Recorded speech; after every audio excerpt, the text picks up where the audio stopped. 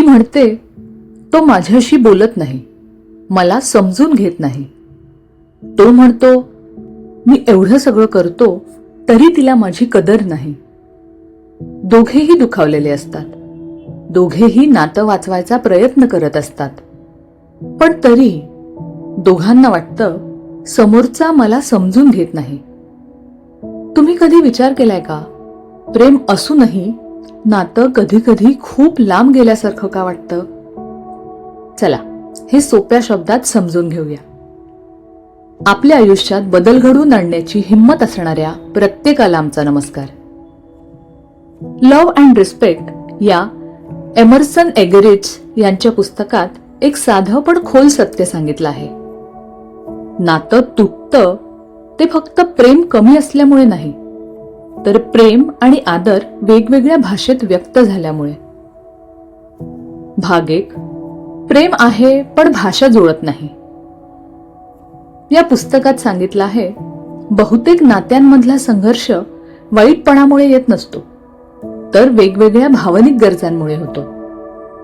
बहुतेक स्त्रियांसाठी प्रेम म्हणजे आपल्या जोडीदाराने शांतपणे ऐकून घेणं, भावनांना महत्त्व देणं आणि तू माझ्यासाठी महत्वाची आहेस हे जाणवून देणं.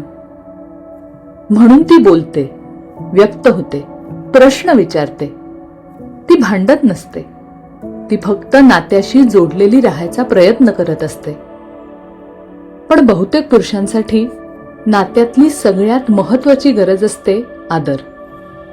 त्याच्या प्रयत्नांची दखल, त्याच्या निर्णयांवर विश्वास आणि सतत टीका किंवा उपरोध नसेल ही भावना. तो कमी बोलतो, पण जबाबदारी घेऊन प्रेम व्यक्त करतो आणि त्याला वाटतं मी माझ्या परीने सगळं करतोय. इथे चूक कोणाचीच नसते, फक्त अपेक्षांची भाषा जुळत नाही.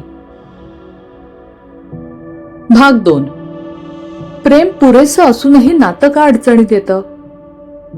एमर्सन एगेरिट्स याला क्रेझी सायकल असं म्हणतात. हा फेरा असा चालतो. स्त्रीला प्रेम कमी मिळतंय असं वाटतं, म्हणून ती जास्त बोलते, जास्त अपेक्षा व्यक्त करते. पुरुषाला आदर कमी झाल्यासारखा वाटतो, म्हणून तो शांत होतो, दूर जातो. तो दूर जातो म्हणून स्त्रीला अजून एकटं वाटतं. ती अजून बोलते आणि तो अजून शांत होत जातो. हळूहळू स्त्रीला प्रेम हरवतंय असं वाटतं आणि पुरुषाला आदर. दोघेही थकतात, पण दोघेही एकाच नात्यासाठी झगडत असतात. भाग 3, यातून बाहेर कसं पडायचं? या पुस्तकात एक खूप महत्वाची गोष्ट सांगितली आहे. नातं बदलण्यासाठी समोरच्याला बदलायची गरज नसते. यातून बाहेर पडायचंय हा निर्णय पुरेसा असतो. स्त्रीने हे समजून घ्यायला हवं, आदर हा पुरुषासाठी इगो नाही, ती त्याची मूलभूत भावनिक गरज आहे. सततची टीका, तुलना, उपरोध त्याला बदलत नाही. त्याने तो अजून शांत होतो. पण छोटंसं कौतुक, त्याच्या प्रयत्नांची दखल आणि साधे शब्द जसं की तू प्रयत्न करतोयस हे मला दिसतं, या शब्दांनी त्याला बरं वाटतं. आणि पुरुषानेही हे समजून घ्यायला हवं, शांत राहणं म्हणजे ताकद नसते. कधी कधी फोन बाजूला ठेवून ऐकून घेणं आणि मनापासून म्हणणं मी तुझ्यासोबत आहे, हे शब्द स्त्रीसाठी खरं प्रेम असतं. योग्य नातं म्हणजे जिथे कोणीही परफेक्ट नसतं, पण तिथे दोघांनाही सुरक्षित वाटत असतं. तो काहीच बोलत नाही आणि ती कधीच समाधानी नसते. ही वाक्य प्रेम संपल्याची नाहीत, ही समज हरवल्याची चिन्ह आहेत. जेव्हा प्रेम समजून घेतलं जातं आणि आदर जपला जातो, तेव्हा नातं हळूहळू पुन्हा श्वास घ्यायला लागतं.